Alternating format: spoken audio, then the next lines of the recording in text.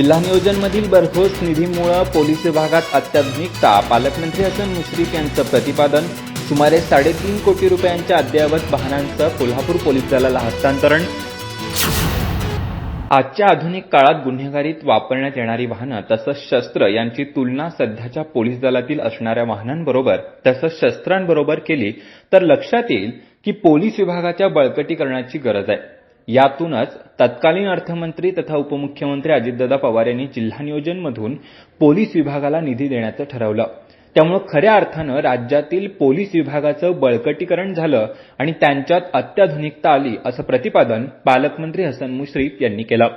कोल्हापूर जिल्हा पोलीस दलाला जिल्हा नियोजन समितीच्या निधीतून प्राप्त वाहनांचं हस्तांतरण सोहळ्याच्या वेळी ते बोलत होते. नामदार मुश्रीफ म्हणालेत की कोल्हापूर जिल्ह्यातील पोलिसांचा एक चांगला सन्मान आहे, तो सन्मान अजून वाढावा यासाठी आवश्यक सोयीसुविधा उभारण्यासाठी आपण जादा निधी लागल्यास तोही देऊ. सध्याच्या गुन्हेगारी वृत्तीला आळा घालण्यासाठी सीसीटीव्ही तसंच मोबाईल या उपकरणांचा वापर मोठ्या प्रमाणात केला जातो.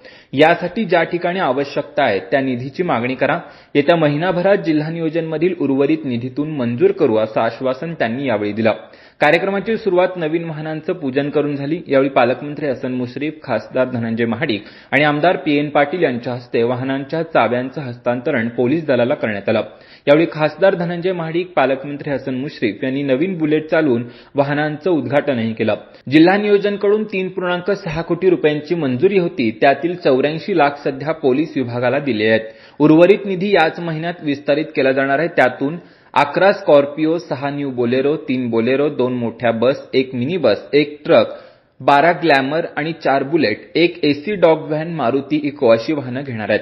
या कार्यक्रमाला पोलीस अधीक्षक महेंद्र पंडित यांच्यासह पोलीस दलातील वरिष्ठ अधिकारी, कर्मचारी तसंच नागरिक मोठ्या संख्येनं उपस्थित होते. कार्यक्रमाचं प्रास्ताविक पोलीस अधीक्षक महेंद्र पंडित यांनी केलं. सूत्रसंचालन पोलीस निरीक्षक तानाजी सावंत यांनी केलं तर आभार पोलीस उपाधीक्षक सुवर्णा पत्की यांनी केले.